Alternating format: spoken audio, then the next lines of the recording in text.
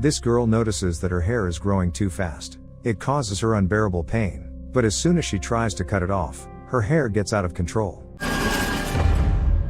A dark-skinned girl named Anna plays a radio host in her older cousin's room. That night, the girl wants to straighten her curly hair, so her sister applies a particular product to her strands. When it's time to wash it off, Anna feels an intense burning sensation, and in addition, her hair falls out in shreds instead of straightening. This leaves Anna with a lifelong scar on her head and horrible memories.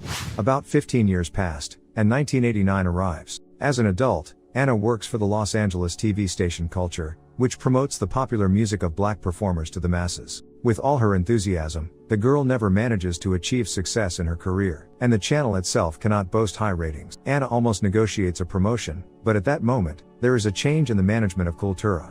Notably, the channel owner is white, and almost all the employees are black. During a general meeting, Anna learns that her boss, who has championed black culture, is stepping down. Her place is taken by former supermodel Zora. The channel will now be called Cult and focus more on white viewers. Each employee will have to be interviewed and prove their usefulness in the new environment. The workday begins. Everyone is discussing the hair extensions of the dark-skinned singer Sandra, whose music videos are constantly broadcast on the channel. Anna's colleagues admire the singer's straight hair. Many dreams of such a hairstyle. Afterward, Anna's boyfriend, Julius, who works as a host, informs her that he has found a new girlfriend. He devalues his relationship with Anna, which seriously hurts the girl. In the evening, Anna returns home to a rented apartment in a dysfunctional neighborhood. She watches a program hosted by Julius. The next day, Anna goes to an interview with Zora. At first, the girl acts stiff but soon loosens up and confidently suggests the idea for an excellent new show. She even provides a plan with a script and a list of guests. Zora likes the idea. She offers Anna the job of assistant producer. But Zora is uncomfortable with her hair and clothing style. In her opinion, Anna's image should become more glamorous. After the interview, Anna finds a business card from a hairdresser, where she can have her hair done like Sandra's. In the evening, the girl comes to visit her uncle and aunt. Anna's sister and her husband also come over for a family get-together. Those gathered to discuss the folk tales of black people invented during times of slavery. Anna believes there is too much superstition. However, her uncle insists that these tales are filled with wisdom. They form a culture and a connection to their ancestors. In his opinion, it is essential for modern black people not to lose their identity. As a farewell, he gives Anna a book of fairy tales to read. The next day, the girl goes to the hair salon. Hair extensions in a high-end salon are expensive, so now the girl does not have enough money to pay her rent, but that does not stop her. A hairdresser named Virgie offers the girl to choose the right hair. Anna senses unique energy from one set and chooses it. Virgie warns the girl that it will hurt, but Anna is willing to put up with it all. The procedure is indeed excruciating. Anna clenches her teeth and sobs incessantly. She holds on quite well until Virgie begins to sew new hair onto the Brady frame. It is as if the hairdresser is intentionally wounding and piercing the skin on Anna's head. Blood comes out. The girl recalls a nightmare from her childhood when shreds of hair fell out after an unsuccessful straightening procedure. Anna faints. When she comes to, the girl looks in the mirror and marvels at her new hairstyle. She admires Virgie's work. The hairdresser immediately hands Anna a bottle of care product and strictly forbids her to wet her hair. She also warns her that her scalp will be very sore at first. At home, Anna takes a painkiller. Her landlord knocks insistently on the door of her apartment, and he has raised the rent and demands another $500. But Anna has no money, so the man mutters threats under his breath and leaves. For the night, the girl decides to read a fairy tale about a girl with hair of moss. In it, the heroine finds moss-like hair in the forest and makes herself a wig. Looking at the picture of the girl's hair choking the man, Anna falls asleep, and she is tormented by a nightmarish dream. The attitude of her colleagues to the girl changes in a positive direction. Zora also notices Anna's new hairstyle. Thanks to this, she invites the girl to an important meeting of producers and presenters. Anna accidentally injures her finger until it bleeds and notices that her hair is sucked into the cut. She pulls out the naughty strand and rushes to the meeting. Here, Zora suggests abolishing the show dedicated to black women. The host is incredibly outraged by such a decision. Few staff members are willing to change and comply with Zora's new demands. Meanwhile, Anna begins to have an unbearable headache and is forced to take pills in front of everyone. Zora states Anna's ideas almost verbatim, passing them off as her own. In her office, Zora reprimands Anna for her silence during the meeting but softens as she assesses the girl's hair. Anna asks if she will be allowed to host the show, but Zora is not yet ready to give the girl that opportunity. Anna indignantly blurts out that Julius initially worked as a secretary, but he had no problem being given the role of host. Zora calmly explains the reason. It's because Julius is sleeping with her. Anna is shocked by this revelation but does not give away her rage in front of her boss. After this conversation, the girl rushes to Julius' dressing room. She angrily confronts her ex and says that Zora is old enough to be the boy's mother. Julius is surprised, as the girl has never yelled at him before. He asks Anna not to exaggerate and not to take their relationship seriously. In the evening, her sister comes to visit the girl. She admires Anna's new hairstyle. The girls have dinner and chat. The sister takes the book of fairy tales and gives Anna tapes of their childhood conversations. The sister leaves, and Anna turns on the tape of the night she first tried to straighten her hair. It turns out that the girl didn't lock her door. A drunken landlord freely walks into her apartment. Anna wants to give him the rest of the money, but that's not what the man wants. He pushes the girl onto the bed and kisses her. Anna wants to turn on the music under the pretext that the apartment has thin walls. Going over to the television, she quietly picks up a knife. The man pounces on Anna, but the girl stabs him in the shoulder. Out of anger, the landlord pushes Anna to the floor. She immediately recalls a nightmare from her childhood when her hair fell out. It is as if a demon possesses the girl. Her hair entangles the man's arms and throws him off. The girl sees that one of her strands has lengthened and is embedded in the man's wound. As the hair drains all the blood from his body, Anna manages to pull the strand out. The bloodied man dies, and the girl throws his body out the window directly into a garbage can.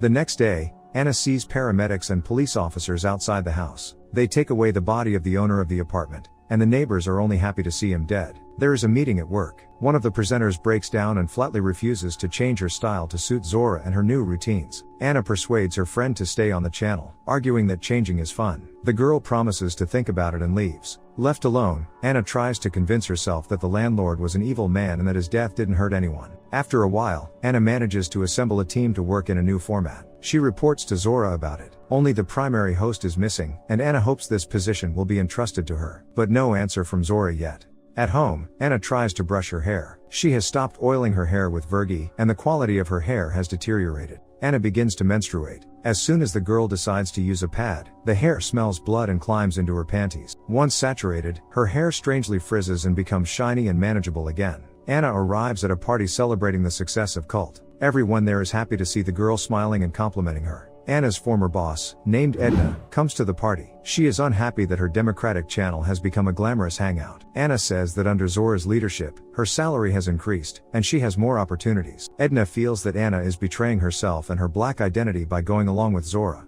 Anna is angry and leaves. Back at the party, Anna sees Julius flirting with some blonde. Immediately, Anna is approached by the channel owner and promises that the girl will soon become an anchor along with Zora. An angry Zora runs away from the party, followed by Julius. The couple quarrels, and the woman leaves. Julius approaches Anna, asks for a cigarette, and complains about Zora. He admits that he screwed up by breaking up with Anna and inviting the girl to his house. She agrees. The girl can't accept his betrayal at her ex's house and wants to leave. But Julius kisses her and leads her to the bed. Anna puts a mask on the guy and sits on top of him. During sex, the girl asks Julius uncomfortable questions about Zora and the blonde at the party. The guy gets aroused, and Anna gets angry, ties Julius up with her hair, and kills him with shards of glass. The hair drinks the guy's blood. Anna realizes what she has done and runs away. Outside, the frightened girl calls her sister and asks her to read the tale of the girl with moss hair. With her new hair, the heroine of the tale became very attractive. The girl walked up to the beaten, bloody slave, and her hair began to drink blood from the body. It turned out that it wasn't moss but the hair of ancient witches. They need blood to grow strong and enslave the human body. The hair suffocated the girl and subjugated her. Her mind has been taken over by witches. Anna does not like this story. Soon she goes to an inexpensive barbershop and asks the master to remove the hair that has been grown. This is also where Edna comes in.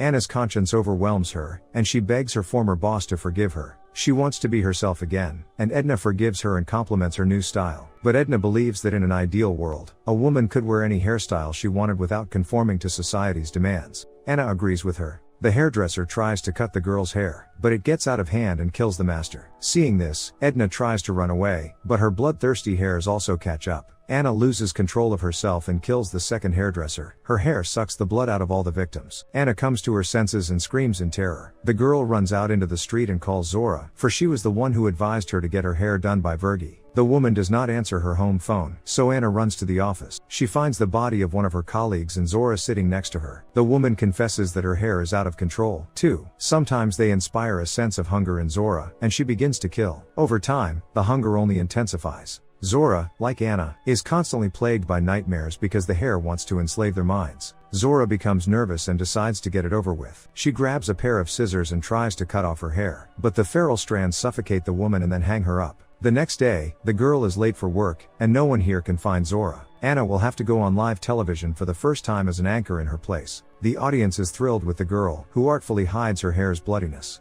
At the end of the broadcast, Anna notices a live Zora in the crowd but tries to remain calm. The show ends, everyone disperses, and Zora disappears somewhere, too. Afterward, Anna sees Zora in her office. The girl goes up there and witnesses Zora's hair killing one of the channel's employees. Zora is no longer in control, ancient witches have occupied her head. Anna runs away, but her boss's hair follows her on her heels. The girl hides behind a door and sees her colleagues entangled in her hair. They look like zombies. The girl leaves this room and tries again to hide from Zora's rampaging hair. Anna runs all over the building but has no way to get out. Finally, the girl finds an axe, swings it beside her, and nearly injures one of her co-workers named Brooke. She's been sitting in the room with the zombies because she thought they were having a fun party and was trying not to arouse suspicion. Brooke isn't going to die today because she hasn't been to church in 15 years. After these words, the hares catch up with the girl and drag her into Zora's office. Anna follows Brooke with an axe. Soon she finds Zora, and she releases Brooke and points her hair in Anna's direction. Both women's wigs tend to tangle with each other, but Anna manages to control her mind and swings the axe at Zora. The axe immediately falls out of the girl's hands, but she grabs the shoe and drives the heel into Zora's head. Just when it seems that the danger has passed, another leading lady, who has been extending Virgie's hair, appears from the elevator and kills Brooke. Zora comes to life. Another woman enslaved by hair joins them, and the three witches chase Anna. The girl manages to hide in the soundman's booth and blocks the door. The witches are standing right behind the glass and want to kill Anna. The girl falls to the floor and accidentally notices a gun under the table. She grabs the gun, jumps up, and points it at the witches. But the gun turns out to be a simple lighter. Seeing this, the witches try to break the glass. Anna lies on the floor again and smokes a cigarette, now that she has the lighter handy. The glass cracks just as the girl notices the fire alarm sensor on the ceiling and remembers not to get her hair wet. She brings the fire to the sensor and runs the water. Under the water jets, all the women's hair rages and tries to kill its wearers. Anna grabs a pair of scissors in time to cut off her wig. She then leaves the soundman's room and looks at the dying witches. Nothing can help them anymore. Later, the girl discovers that the hair product contained pig's blood, necessary for witches' hair to gain strength for action.